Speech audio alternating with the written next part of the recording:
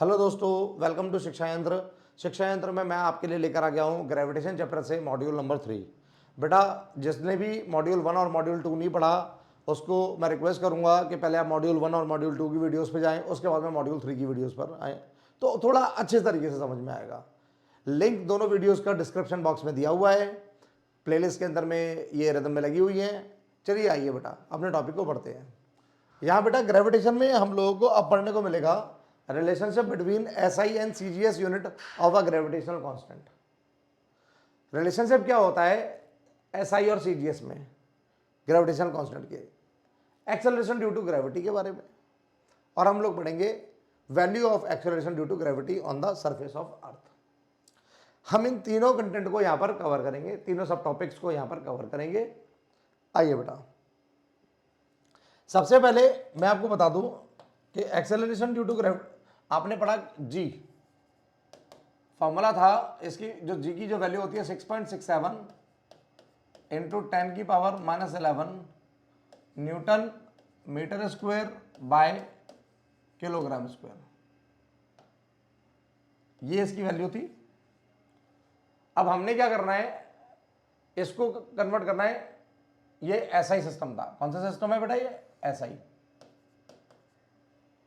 अब इस SI system के बाद में जो दूसरा सिस्टम आएगा, न्यूटन की जगह आएगा डाइन, जो हमारे पास सीजीएस सिस्टम है, और मीटर स्क्वायर की जगह आएगा हमारे पास सेंटीमीटर स्क्वायर, किलोग्राम की जगह आएगा हमारे पास ग्राम स्क्वायर। अब यहां पर ये जो कांस्टेंट वैल्यू है इसमें आएगा बदलाव। बदलाव क्या आएगा? जैसे कि आपको पता है एक न्यूटन जो होता है वो 10 की डिग्री 5 डाइन के बराबर होता है।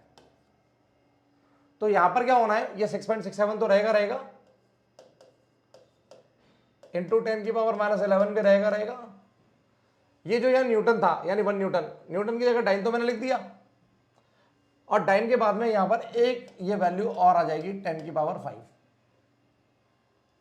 इसी तरीके से हमारे पास 1 metre is equal to 100 centimetre होता है बेटा। अगर मैं 1 मीटर स्क्वायर करूंगा तो मुझे यहां पर भी 100 सेंटीमीटर का क्या करना पड़ेगा? स्क्वायर करना पड़ेगा, जो कि 10 की डिग्री 4 हो जाएगा सेंटीमीटर स्क्वायर में। फिर मैं मीटर स्क्वायर की जगह, यहां पर मीटर स्क्वायर की जगह मैं 10 की डिग्री 4 और सेंटीमीटर स्क्वायर लिख सकता हूं। उसी तरीके से मेरे पास आगे 1 किलोग्राम जो होता है उसका मतलब होता है 1000 ग्राम। अगर मैं 1 किलोग्राम का स्क्वायर करूंगा तो यहां पर भी मुझे 1000 ग्राम का स्क्वायर करना पड़ेगा, यानी 1 kg स्क्वायर जो आएगा 10 की डिग्री 6 ग्राम स्क्वायर आएगा। उसी मैनर में मैं यहां पर भी डिवाइड में इसको 10 की डिग्री 6 और ग्राम स्क्वायर लिख दूंगा। इस तरह से न्यूटन मीटर स्क्वायर और dyne centimetre square by gram square में कन्वर्ट हो जाएगा, और इस वैल्यू की जगह ये सब चीजें आ जाएंगी। अब इसको सिंप्लीफाई करते हैं, सिंप्लीफाई करके देखते क्या आएगा। तो बेटा 6.67 रहेगा इंटू 10 की डिग्री -11 थी, 5 था, 4 था, और ये 6 जो नीचे था ऊपर आएगा तो -6 हो जाएगा। 6.67 रहेगा बेटा, माइनस वाली डिग्री इसको ऐड कर लो, -17 हो जाएगा, इंटू प्लस वाली डिग्री इसको करेंगे 9 हो जाएगा। फिर इन दोनों डिग्रीज को सॉल्व करेंगे आगे, तो 10 की डिग्री यहां पर -8 आएगा, क्योंकि माइनस प्लस माइनस होगा डिग्रीज में, और हमारे पास यूनिट बनेगी dyne centimetre square by gram square. तो आपने देखा यहां पर क्या रिलेशन बिटवीन किसके बीच में, जो ग्रेविटेशनल कांस्टेंट था उसके एसआई और सीजीएस के बीच में। ये वाला एसआई सिस्टम का है और ये वाला सीजीएस सेंटीमीटर ग्राम सिस्टम का है। वैल्यू, बेस वैल्यू दोनों की बराबर है। आप डिग्रीज देखेंगे, एक्सपोनेंशियल एक्सपेंशन देखेंगे तो वो यहां पर -11 है और यहां पर क्या आ गया? -8 आ गया है। इस तरह से आपने रिलेशन को यहां पर ड्राइव कर लिया। चलिए बेटा, उम्मीद कर रहा हूं स्क्रीन पर जो चीज़ें विजिबल हैं वो आपको समझ में आई होंगी, और कैलकुलेशन भी आपको मैंने कोशिश की है आसान से आसान तरीके से कराने की, वो भी आपको क्लियर होगा। बेटा अब आगे आते हैं, मैं आपको इसको फिर से रिकॉल करा देता हूं एक बार स्लाइड्स में, जो हमारे पास फॉर्मेट है उसके थ्रू आउट देखिए। यहां पर रिलेशन को काउंट करते हैं। एक्सपेरिमेंटली हमें पता है जी की वैल्यू क्या होती है, 6.67 इंटू 10 की power -11 Newton metre square by kilogram square. बेटा 6.67 इंटू -11 लिख दिया। अब न्यूटन की जगह क्या आएगा, डिजिटली 1 न्यूटन 10 की पावर 5 डाइन हो गया, उठेगा 10 की डिग्री 5 यहाँ आएगा, न्यूटन की जगह डाइन यहाँ आएगा। आगे देखेंगे हमारे पास 1 metre equal to 10 square centimetre, 1 metre square equal to 10 4 हो जाएगा, 10 4 यहाँ आएगा, सेंटीमीटर स्क्वायर में आ जाएगा। देखिए आगे किलोग्राम को लेकर 1 kilogram is equal to 10 cube gram, 1 kilogram square is equal to 10 6 gram square हो जाएगा। अब इसको कैलकुलेट करेंगे आगे, वही मैनर 11 है, ये 9 हो गया, ये 6 रह गया, ये 11 है, 9 और 6 को सॉल्व किया इसने, आगे क्या होगा 11 रहेगा और ये -3 हो जाएगा। भाई प्लस माइनस माइनस हो जाता है, आपको पता होना चाहिए वो फॉर्मूले जो यहाँ लग रहे हैं, ए की डिग्री m इंटू ए की degree n is equal to क्या होता है, ए की डिग्री m प्लस n होता है। तो अगर यहाँ 10 की डिग्री यहाँ 9 इंटू 10 की डिग्री -6 है, जब पहले तो क्या होगा हमारे पास 10 की डिग्री क्या आएगी 3 आ जाएगी, ये 3 यहाँ से आया ये रहा, ठीक है ना। फिर उसके बाद फिर से यहाँ 10 की डिग्री -11 इंटू 10 की डिग्री 3 किया गया है, तो यहाँ 10 की डिग्री माइनस का 8 आ जाएगा। अब इन दोनों को सॉल्व किया तो आगे चल के -8 आएगा, देखिए आया ना -8, इस तरह से। तो ये आपका कैलकुलेशन हो गया एसआई और सीजीएस के बीच का। अब बेटा आगे आते हैं, चलिए आगे पहुंचते हैं। यहां पर सीजीएस और एमकेएस के बाद बात आती है एक्सेलरेशन ड्यू टू ग्रेविटी की। एक्सेलरेशन को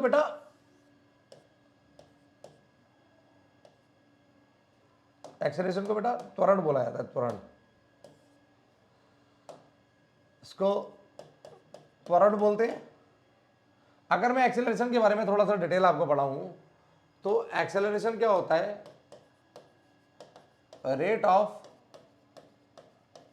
चेंज इन वेलोसिटी होता है। ये हमने चैप्टर 8 मोशन के अंदर पढ़ा था। जब मैं एक्सेलरेशन को लिखता हूं तो रेट हटाऊंगा तो चेंज इन वेलोसिटी आ जाएगा बेटा, और बटे में क्या आ जाएगा, टाइम आ जाएगा। अगर मैं एक्सेलरेशन को और आगे करता हूं तो चेंज इन वेलोसिटी का मतलब होगा final velocity minus initial velocity upon में टाइम होगा। बेटा एक्सेलरेशन का फॉर्मूला हो जाएगा हमारे पास v final minus u upon T. Acceleration की ऐसा यूनिट देखेंगे तो निकल कर आएगी, वेलोसिटी को नापते हैं मीटर बाय सेकंड में, ऊपर है, टाइम को नापते हैं सेकंड में 1/सेकंड, तो क्या बन के आ रहा है मीटर बाय सेकंड स्क्वायर,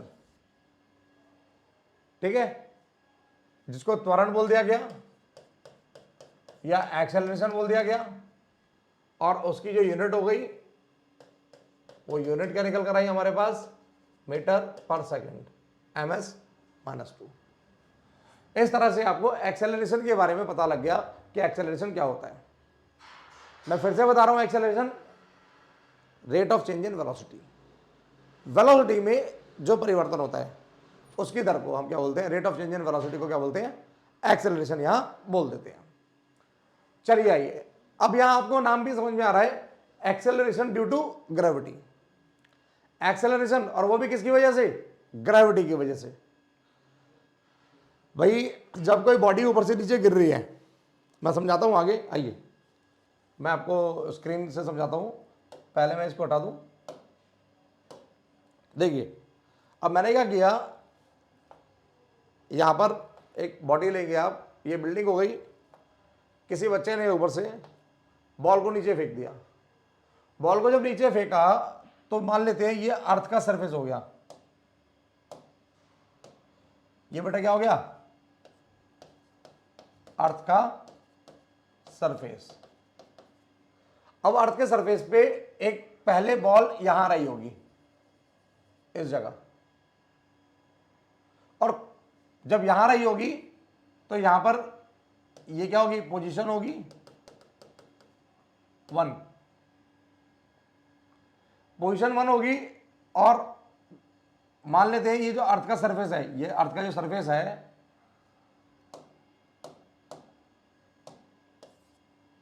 ये अर्थ का जो सरफेस है बेटा, ये बॉडी हो गई m1, ये बॉडी हो गई m1 जो पोजीशन 1 पर है, और ये बॉडी हो गई m2। दोनों के बीच का डिस्टेंस हो गया, और according to universal law of gravitation, उस ग्रेविटेशन के अकॉर्डिंग इन दोनों के बीच में फोर्स अप्लाई हो रही है, जिसको क्या बोलेंगे, F1 बोलेंगे। इसी तरीके से जब बेटा बॉडी यहां पहुंचेगी, बॉल यहां पहुंचेगी, तो ये क्या कहलाएगा, पोजीशन 2 कहलाएगा। अब इसके बीच में फिर से ये सेंटर के बीच में क्या हो गया, यहां पर फिर से फोर्स अप्लाई होगी, क्योंकि ये बॉडी m1 हो गई, ये बॉडी m2 हो गई, पर इनके बीच में मास तो यहां जितना था उतना ही मास यहां है, जितना मास इसका था उतना ही मास यहां है, पर इनके बीच की दूरी क्या हो गई, कम हो गई। दूरी क्यों कम हुई, क्योंकि अब सेंटर के पास आ गया ना ये, और जब दूरी कम हो गई तो इसकी जो फोर्स है और इसकी जो ये वाली फोर्स है, ये दोनों क्या होगी, डिफरेंट होंगी। यहां लगाई गई फोर्स, जब ये फोर्स जो ग्रेविटी जो यहां पार्ट इसको बॉल को खींच रही है और यहां पर लगाई गई, दोनों क्या होगी, अलग अलग होंगी। यहां हो सकता है यहां कम हो और हो सकता है यहां ज्यादा हो, क्यों, कैलकुलेशन के और मेरे एक्सपीरियंस के अकॉर्डिंग, बाकी आप आइडिया लगाना। तो ऐसे केसेस में क्या होगा कि जब फोर्स अलग अलग है तो फोर्स के द्वारा इनकी जो वेलोसिटी है, जब हम खींचने वाली फोर्स होती है, ताकत होती है, वही अलग अलग हो जाएगी। सॉरी बेटा, यहां खींचने वाली ताकत कम है, यहां खींचने वाली ताकत ज्यादा है, तो यहां से जो वेलोसिटी बन के आएगी और यहां से जो वेलोसिटी बनेगी वो भी क्या होगी, अलग अलग होगी। तो बॉल की वेलोसिटी में बदलाव आया, यहां क्या आया, चेंज आया, किसमें आया, इन वेलोसिटी आया, किसकी वेलोसिटी में, ऑफ बॉल, बॉल की में आया। किसकी वजह से आया, due to gravity, gravitational force की वजह से आया।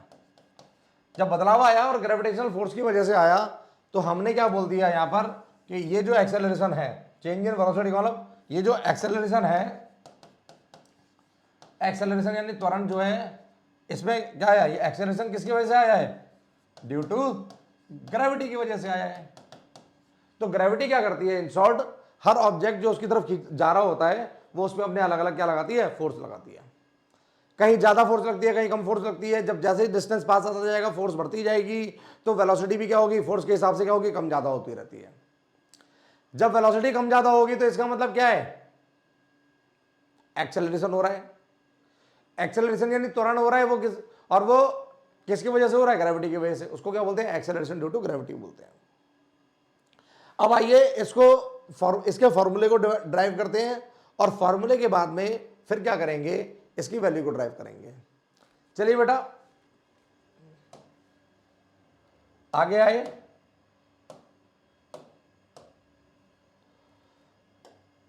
आगे आते हैं। देखिए न्यूटन्स का लॉ ऑफ ग्रेविटेशन है हमारे पास हैगा। ये बॉडी है m, अर्थ का मास, ये बॉडी है दूसरी छोटा m, बच्चा जो है, इन दोनों के बीच का डिस्टेंस है जिसको r बोल दिया गया है, r, या r को हाईलाइट कर देता हूं,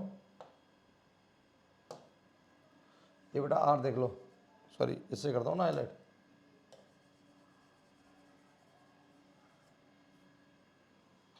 r हाईलाइट हो रहा है नहीं हो रहा है, ये जो भी है, या r। चलिए अब हम क्या करते हैं, हमारे पास लॉ ऑफ ग्रेविटेशन क्या होता है वो देखते हैं।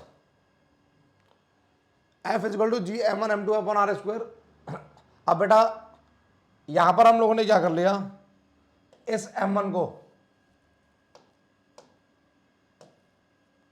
इस M1 को बेटा हमने बड़ा M मान लिया और इस M को हमने छोटा M मान लिया।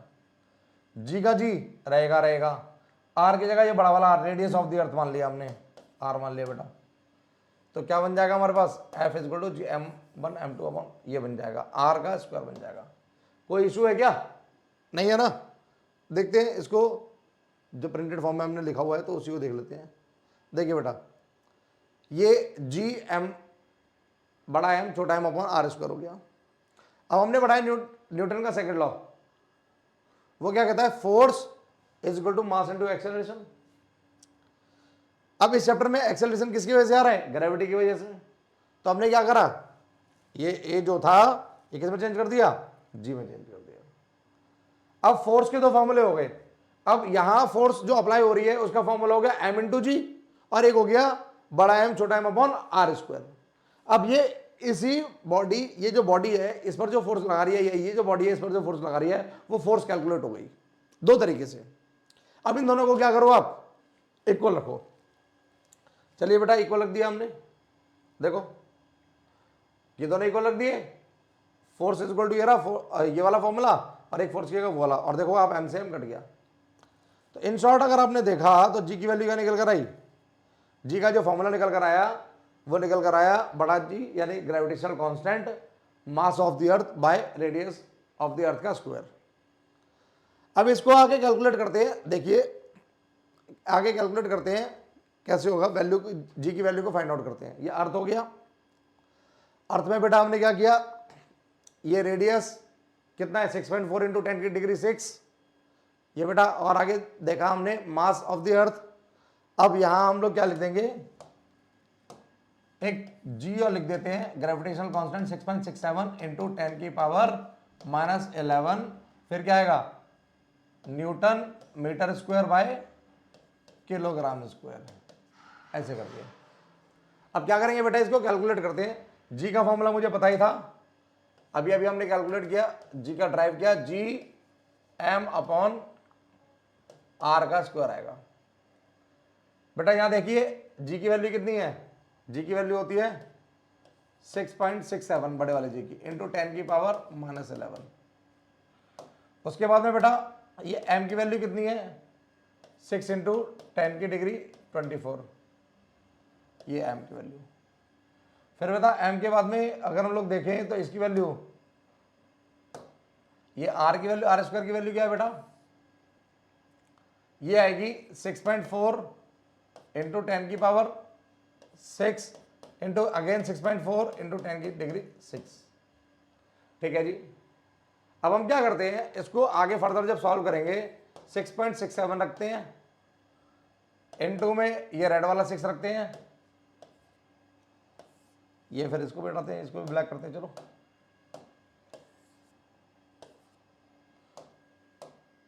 ये 6.67 इनटू में रेड वाला 6, फिर नीचे क्या आएगा ये पर्पल वाले 6.4 इनटू में 6.4, यहाँ क्या आएगा बगल में ये 10 की डिग्री -11 था, रेड वाला 10 की डिग्री 24 था, अपॉन में पर्पल वाले 10 की डिग्री 6 इंटू 10 की डिग्री 6 होगा।